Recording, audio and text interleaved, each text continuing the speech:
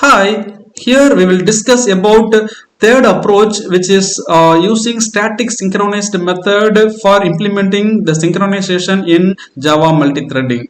Static synchronized method uses a lock on the class level, not on the instance or object level. Synchronized keyword is using on the static method to perform the static synchronization. For example, you consider two objects, object 1 and object 2 in the same class. In synchronized method and synchronized block, these both are previous approaches we have seen. There are not possible of the interference between T1 and T3 because here we will use the synchronized method or synchronized block over this particular object. So the object will be allocated to the T1. Once it is allotted, then that method is synchronized. The lock will be provided to the T1. So there is no possibility of interference between these two threads T1 and T2. Likewise,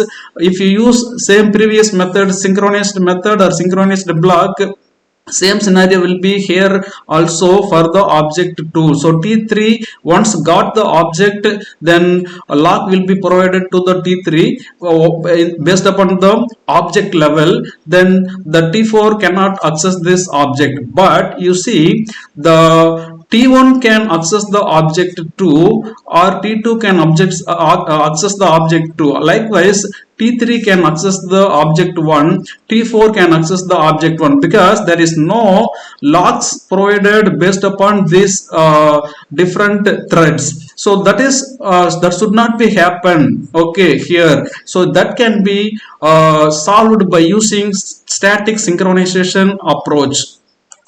In static synchronization approach, here we are having the example single class which is having the name as arithmetic, which is having different methods. Static synchronized method which is having the add, then static synchronized method, second method multiply, then this is normal method, right? Static normal method, void subtract, then this is synchronized method. First approach in the synchronization concept, mutual exclusion based synchronized method, divide, then we are using string, which is also normal method. So here when you are calling the methods by using threads, here what will happen? You look at that, when you are calling T1.add, thread 1 is calling the add method. This add method is static synchronized method. The static synchronized method is providing the lock on class level. So for this entire class, lock is provided.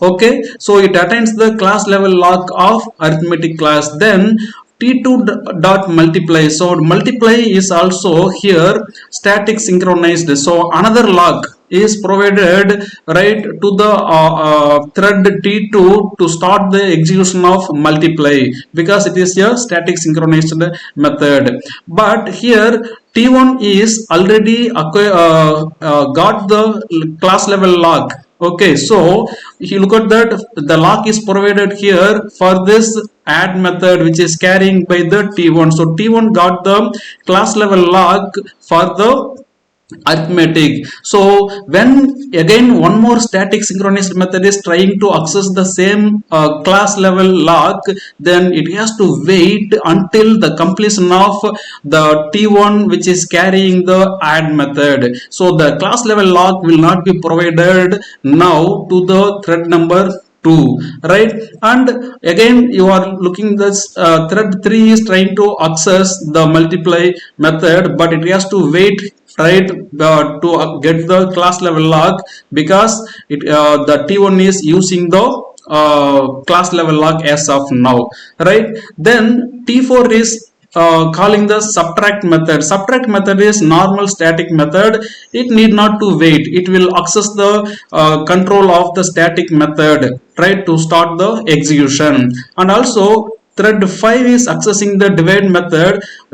Here this divide method is synchronized method. This is object level method. Okay, object level method. So it will also got the accessibility to run this portion of the code, so it need not to wait for the completion of t1 like that.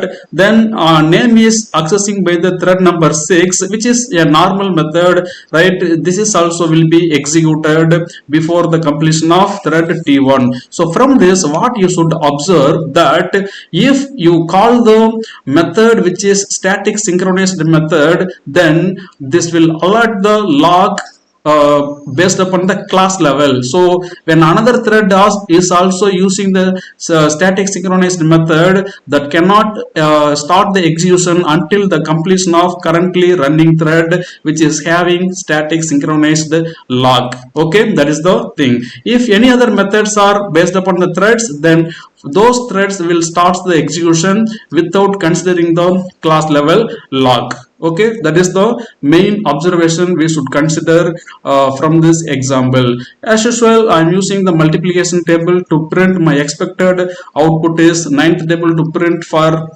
5 lines and eighth table to should print for 5 lines. So the range is 1 to 5. Here I am using static synchronized keyword for the static method. Okay, synchronized method, static I mean synchronized approach for the static method. Then I am introducing for every iteration 400 milliseconds delay. Here my thread 1, which is useful to create the thread t1 and which is printing the ninth table for, right, by calling run method, right? Here sorry, here computing the run method. Then second class is my thread class, which is using the run method to print the eighth table. Right now t2 is using the my thread 2. So once t1 is started, then automatically the control is passing over this class thread t1, my thread t1, which is having the run method. That automatically the compute is carrying the argument 9 to this compute. So here 9 is carried out. Then for this 9 it will print the table 1 to 5. So that's what the output here which is given.